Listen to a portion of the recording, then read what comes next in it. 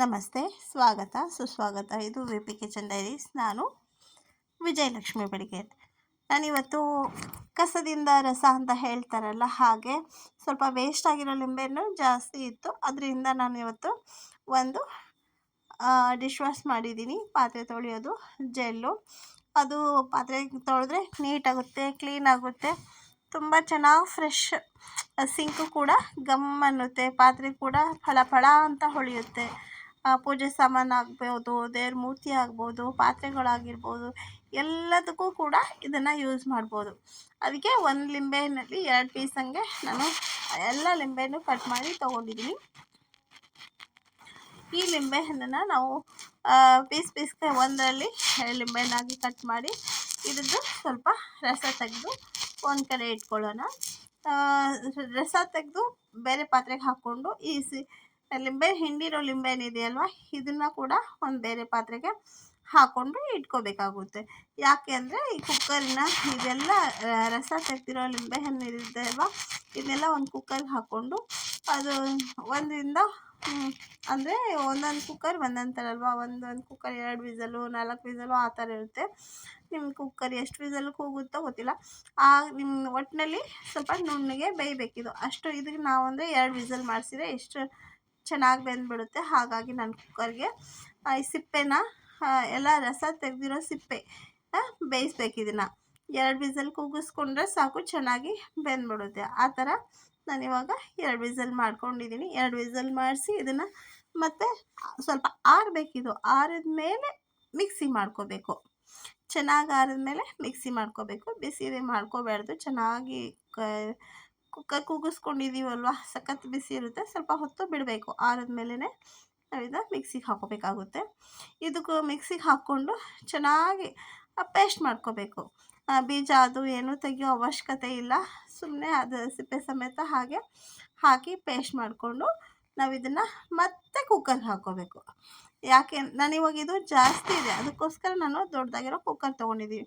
ನೀವು 4 ಲಿಂಬೆಹಣ್ಣು ಮಾಡ್ಕೊಳ್ಳೋದಾದರೆ, 8 ಲಿಂಬೆಹಣ್ಣು 10 ಲಿಂಬೆಹಣ್ಣು ಮಾಡ್ಕೊಳ್ಳೋದಾದರೆ ನಿಮಗೆ ಎಷ್ಟು ಪಾತ್ರೆ ಬೇಕಾಗುತ್ತೋ ನೋಡಿಕೊಂಡು ಚಿಕ್ಕ ಕುಕ್ಕರಲ್ಲಿ ಹಾಕ್ಕೊಂಡು ಕೂಡ ಮಾಡ್ಕೋಬೋದು.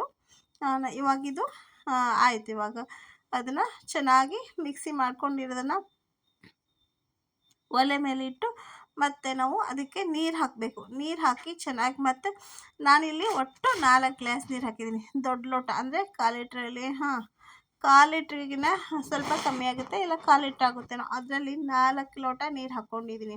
ಅಂದರೆ ನನಗೆ ಈ ಥರ ಬಂದಿದೆ. ಇದು ಎತ್ತಿದ್ರೆ ಜಲ್ ಥರ ಅಂದರೆ ಲಿಕ್ವಿಡ್ ಥರ ಬಂದಿದೆ. ಹೀಗೆ ಮಾಡಿಕೊಂಡು ನಾವು ಇವಾಗ ಇದಕ್ಕೆ ಮತ್ತೆ ನಾವೇನು ಮಾಡಬೇಕಾಗುತ್ತೆ, ಇದನ್ನು ಚೆನ್ನಾಗಿ ಒಂದು ಸತಿ ಮಾತ್ರ ಕುದಿಬೇಕಿದು. ಒಂದು ಸತಿ ಮಾತ್ರ ಮಾಡಬೇಕು. ಪದೇ ಪದೇ ಚೆನ್ನಾಗಿ ಕುದಿಬೇಕು ಅಂತ ಏನಿಲ್ಲ. ಒಂದು ಸತಿ ಮಾತ್ರ ಕುದಿಬಿಟ್ರೆ ಸಾಕು.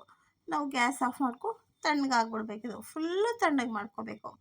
ಬಿಸಿ ಇದ್ದಂಗೆ ಏನು ಬೇಕಿಲ್ಲ. ಫುಲ್ಲು ಆರಿದ್ಮೇಲೆ ಅಲ್ಲೇ ಬಿಟ್ಬಿಡೋ, ಇಲ್ಲ ಬೇರೆ ಕಡೆ ಆದರೂ ಇಟ್ಕೋಬೋದು. ಒಟ್ಟಿನಲ್ಲಿ ಇದು ಕುಕ್ಕರಲ್ಲಿ ನಾವು ಬೇಯಿಸ್ಕೊಂಡಿರೋದು ಒಂದು ಸತಿ ಮಳ್ಳಿರೋದು ಎಲ್ಲ ಚೆನ್ನಾಗಿ ಆರಬೇಕಾಗುತ್ತೆ. ನಾನು ಈ ಥರ ಪ್ಲ್ಯಾಸ್ಟಿಕ್ ಜಲ್ಲಿಲಿ ಸೊಸೋದು ಇರುತ್ತಲ್ಲ, ಅದರಲ್ಲಿ ಮಾಡೋಕ್ಕೆ ನೋಡಿದೆ. ಆದರೆ ಇದು ಅಷ್ಟು ಬೇಗ ಇಳಿಲಿಲ್ಲ ಕೆಳಗಡೆ. ಹಾಗಾಗಿ ನಾನು ಏನು ಮಾಡಿದೆ, ಇದರಲ್ಲಿ ಆಟ ಆಡ್ಕೊಂಡು ಕೂತ್ಕೊಳ್ಳೋಕ್ಕಾಗುತ್ತೆ, ಬೇಡ ಬೇಗ ಆಗೋಲ್ಲ ಅಂದ್ಬಿಟ್ಟು ಈ ಪಾತ್ರೆಗೆ ಒಂದು ತೆಳ್ಳಗಿರೋ ಬಟ್ಟೆ ತೊಗೊಂಡು ಹಾಕಿ ನಾನು ಅದರಲ್ಲಿ ಸೋದಿಸ್ಕೊಂಡಿದ್ದೀನಿ. ಇದೇ ಥರದ್ದು ದೊಡ್ಡದಿದ್ರೆ ತೊಗೋಬೋದು. ಒಟ್ಟಿನಲ್ಲಿ ಏನಪ್ಪ ಅಂದರೆ ನಮಗೆ ಮೇಲ್ಗಡೆ ಸಿಪ್ಪೆ ಎಲ್ಲ ಬರಬೇಕು, ಒಳಗಡೆ ನೀಟಾಗಿ ಲಿಕ್ವಿಡ್ ಕೆಳಗಡೆ ಪಾತ್ರೆಗೆ ಬರಬೇಕು, ಅಷ್ಟೇ. ಇದು ಮಾಡೋದು ಎಷ್ಟೇ ಒಂದು 10 ನಿಮಿಷ ಟೈಮ್. ಆರಕ್ಕೆ ಮಾತ್ರ ಟೈಮು, ಮಾಡೋಕ್ಕೇನು ಟೈಮ್ ಇಲ್ಲ. ಇದು ಕುಕ್ಕರ್ 2 ಸತಿ ಬೇಯಿಸ್ಕೊಂಡಾಗ ಒಂದು ಸತಿ ಆರಬೇಕು, ಇದು ಮಳ್ಳಿದ ಮೇಲೆ ಒಂದು ಸತಿ ಆರಬೇಕಲ್ವ, ಅಷ್ಟಕ್ಕೆ ಮಾತ್ರ ಟೈಮ್ ಆಗುತ್ತೆ. ಆಮೇಲೆ ಇವಾಗೇನು ಅಂಗಡಿಯಲ್ಲೆಲ್ಲ ಬೇಕಾದಷ್ಟು ವೆರೈಟಿ ಪಾತ್ರೆ ತೊಳೆಯೋ ಸೋಪು, ಜೆಲ್ಲು, ಇದು ಎಲ್ಲ ಸಿಗುತ್ತೆ. ಆದರೆ ಇವಾಗ ಮನೆಯಲ್ಲಿರೋ ಲಿಂಬೆಹಣ್ಣು ಎಷ್ಟೊಂದು ಇರುತ್ತೆ, ಆ ಟೈಮಿಗೆ ಮಾಡ್ಕೋಬೋದು. ಆಮೇಲೆ ನಾವೇ ಮಾಡಿ ಇಟ್ಕೊತೀವಲ್ವ, ನಾವೇ ಮಾಡಿದ್ದು ಅಂತಲೂ ಒಂಥರ ಖುಷಿ ಅನಿಸುತ್ತೆ. ಆಮೇಲೆ ಪಾತ್ರೆಗಳೆಲ್ಲ ಲಿಂಬೆಹಣ್ಣು ಹಾಕಿ ಎಲ್ಲ ಇದು ಜೆಲ್ ಮಾಡಿರೋದ್ರಿಂದ ಪಾತ್ರೆಗಳು ಸ್ಮೆಲ್ ಆಗೋಲ್ಲ, ಸಿಂಕು ಸ್ಮೆಲ್ ಆಗೋಲ್ಲ, ಪಳ ಪಳ ಅನ್ನುತ್ತೆ, ಕ್ಲೀನ್ ಆಗುತ್ತೆ. ನಾವೇ ಮಾಡಿದ್ದೀವಿ ಅನ್ನೋ ಖುಷಿ ನಮಗಿರುತ್ತೆ. ಆಮೇಲೆ ದೇವ್ರ ಮೂರ್ತಿಗಳನ್ನ ತೊಳೆಯೋಕ್ಕೂ ನಾವು ಇದರಲ್ಲೇ ಸ್ವಲ್ಪ ಎತ್ತಿ ದೇವ್ರ ಮನೆಯಲ್ಲಿ ಇಟ್ಕೋಬೋದು. ಪಾತ್ರೆಗೆ ಬೇರೆ ಸ್ಟೀಲ್ ಪಾತ್ರೆ, ಹಿತ್ತಾಳೆ ಪಾತ್ರೆ, ದೇವ್ರ ಮೂರ್ತಿ ಎಲ್ಲದಕ್ಕೂ ಯೂಸ್ ಆಗುತ್ತೆ. ಇದು ಆಲ್ ಇನ್ ಒನ್ ಥರ ಇದೆ. ಹಾಗಾಗಿ ನಾವು ಇದನ್ನು ಒಂದ್ಸತಿ ಮಾಡಿ ಚೆನ್ನಾಗಿ ಜಾಸ್ತಿ ಮಾಡಿ ಇಟ್ಕೊಂಡ್ಬಿಟ್ರೆ ತುಂಬ ದಿನ ಬರುತ್ತೆ. ಇದು ಫ್ರಿಜ್ಜಲ್ಲಾದರೂ ಇಟ್ಕೋಬೋದು, ಆಚೆ ಆದರೂ ಇಟ್ಕೋಬೋದು. ಆದರೆ ಫ್ರಿಜ್ಜಲ್ಲಿ ಇಟ್ಕೊಳ್ಳೋದೇ ಒಳ್ಳೆಯದು ಅಂತ ನಾನು ಅನ್ಕೋತೀನಿ. ಮತ್ತು ಫಸ್ಟ್ ಹೇಳ್ತೀನಿ ನಾನು, ಇವಾಗ ಬಿ ಪಿ ಕಿಚನ್ ಡೈರೀಸ್ ಯಾರು ನೋಡ್ತಾ ಇದ್ದೀರೋ, ಯಾರು ಸಬ್ಸ್ಕ್ರೈಬ್ ಮಾಡಲಿಲ್ಲ ಅವ್ರು ಮರೀದೇನೆ ಸಬ್ಸ್ಕ್ರೈಬ್ ಮಾಡ್ಕೊಳ್ಳಿ. ಯಾಕೆ ಅಂದರೆ ನೀವೆಲ್ಲ ಸಬ್ಸ್ಕ್ರೈಬ್ ಮಾಡಿಕೊಂಡು ನಮಗೆ ಸಪೋರ್ಟ್ ಮಾಡಿದ್ರೆ ನಾವು ಇನ್ನೂ ಒಳ್ಳೊಳ್ಳೆ ವೀಡಿಯೋ, ಚೆನ್ನಾಗಿರೋ ವೀಡಿಯೋ, ತುಂಬ ಚೆನ್ನಾಗಿರೋ ವೀಡಿಯೋಗಳೆಲ್ಲ ಹೊಸದಾಗಿ ಏನಾದರೂ ಮಾಡಬೇಕು ನಾವು ಅಂತ ನಮಗೂ ಆಸೆ ಬರುತ್ತೆ, ಖುಷಿ ಆಗುತ್ತೆ. ನೀವೆಲ್ಲ ಜಾಸ್ತಿ ಜನ ಸಬ್ಸ್ಕ್ರೈಬ್ ಮಾಡಿಕೊಂಡು ಲೈಕ್ ಮಾಡಿ, ಹೀಗೆ ಮಾಡಿ ಚೆನ್ನಾಗಿದೆ ಹಾಗೆ ಹೀಗೆ ಅಂತ ಏನಾದರೂ ಒಂದು ಸಪೋರ್ಟ್ ಮಾಡ್ತಾಯಿದ್ರೆ ನಮಗೂ ಎಲ್ಲ ವೆರೈಟಿ ವೀಡಿಯೋ ಮಾಡೋಕ್ಕೂ ಖುಷಿ ಆಗುತ್ತೆ. ನೋಡಿ ಇವಾಗ ಇದನ್ನು ಅಷ್ಟಾಯ್ತಾ, ಇವಾಗಿದು ಎಲ್ಲನೂ ನಾವು ಲಿಂಬೆಹಣ್ಣು ಸಿಪ್ಪೆಯನ್ನು ತೆಗೆದು ಎಲ್ಲ ಸೋದಿಸ್ಕೊಂಡು ಕುಕ್ಕರಲ್ಲಿ ಹಾಕ್ಕೊಂಡಿರೋದು. ಮತ್ತು ನಾವು ಆವಾಗಲೇ ಲಿಂಬೆಹಣ್ಣನ್ನು ಜ್ಯೂಸ್ ತೆಗೆದು ಇಟ್ಟಿದ್ವಿ ಅಲ್ವಾ, ಅದೇ ಜ್ಯೂಸನ್ನ ಮತ್ತೆ ಇದೇ ಬಟ್ಟೆಗೆ ಹಾಕ್ಕೊಂಡು ನೀಟಾಗಿ ಇದರಲ್ಲಿರೋ ಸಿಪ್ಪೆ ಬೀಜ ಎಲ್ಲ ತೆಗೆದು ನಾವಿವಾಗ ಎಲ್ಲ ಲಿಕ್ವಿಡ್ ಮಾಡಿ ಕುಕ್ಕರ್ ಹಾಕಿ ಇಟ್ಕೊಂಡಿದ್ದೀವಲ್ಲ, ಅದಕ್ಕೇ ಇದನ್ನು ಕೂಡ ಹಾಕ್ಕೋಬೇಕು. ನಾನು ಹೇಳ್ತಾ ಇರೋದನ್ನ ನೀಟಾಗಿ ನಿಧಾನಕ್ಕೆ ಕೇಳಿ, ಮತ್ತು ಎಲ್ಲೂ ಸ್ಕಿಪ್ ಮಾಡಬೇಡಿ. ಸ್ಕಿಪ್ ಮಾಡಿದ್ರೆ ಅರ್ಥ ಆಗಲ್ಲ, ಅದಕ್ಕೋಸ್ಕರ ಇವಾಗ ಇದನ್ನು ಕೂಡ ಕುಕ್ಕರ್ಗೆ ಹಾಕ್ಕೋಬೇಕು. ನಾವು ಕುಕ್ಕರ್ಗೆ ಹಾಕ್ಕೊಂಡು ಚೆನ್ನಾಗಿ ಎಲ್ಲ ಮಿಕ್ಸ್ ಮಾಡ್ಕೋಬೇಕಾಗುತ್ತೆ.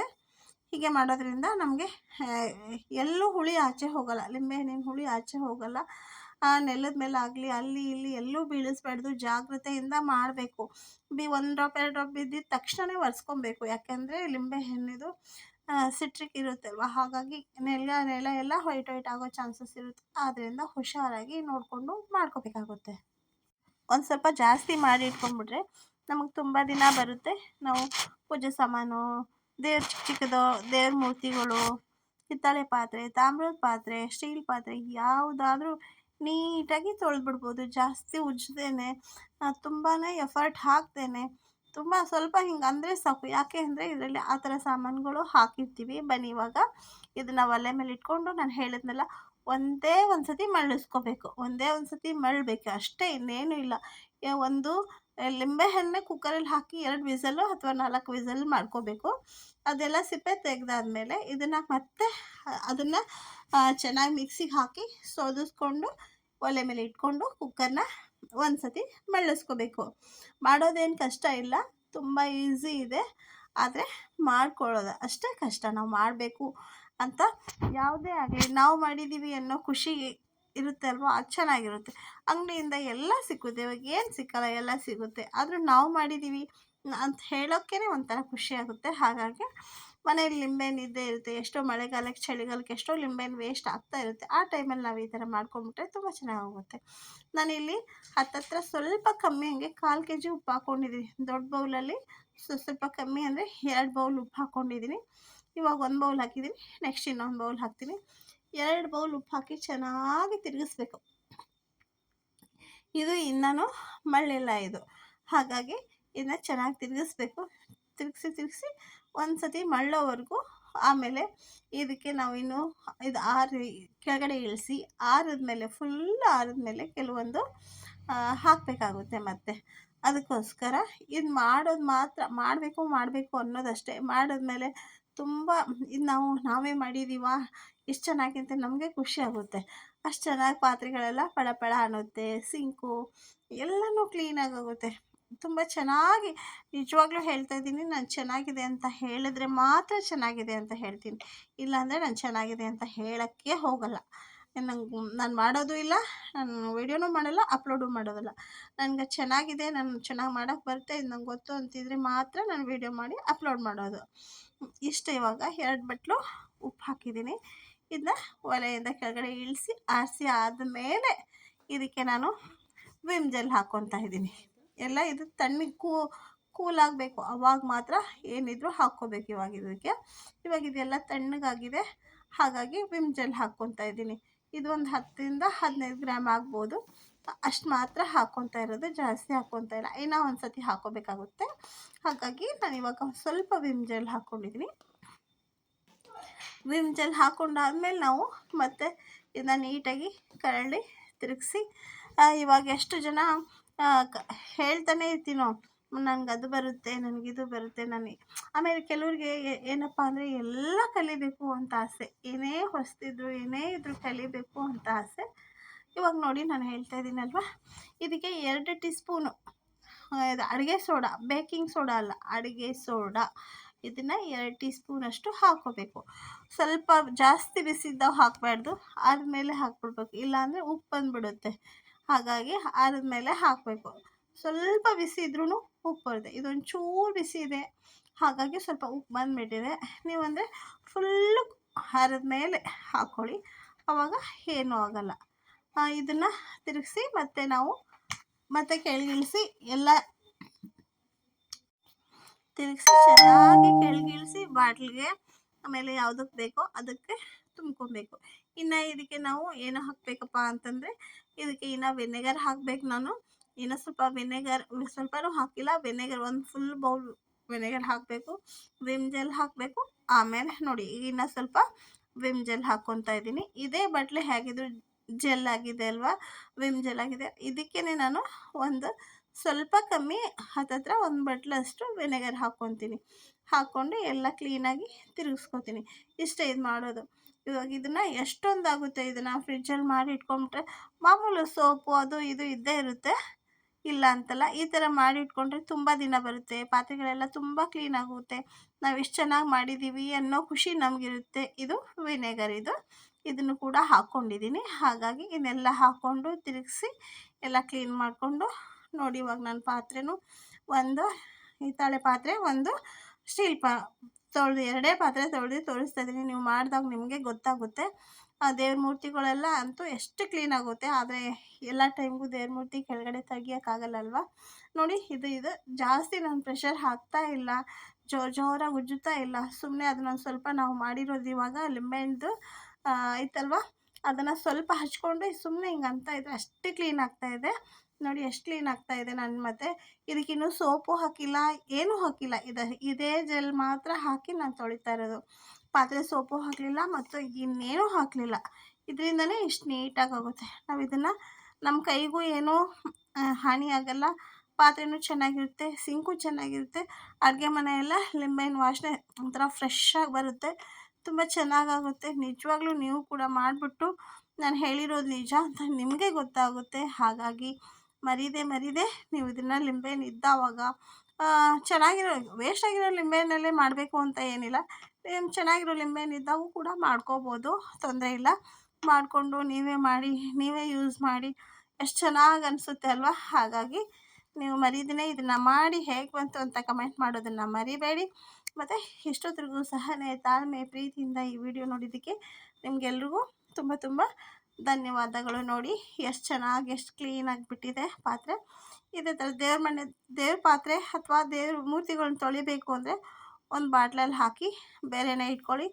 ಪಾತ್ರೆ ತೊಳಿಬೇಕಾದ್ರೆ ಅದಕ್ಕೇ ಬೇರೆ ಇಟ್ಕೊಳ್ಳಿ.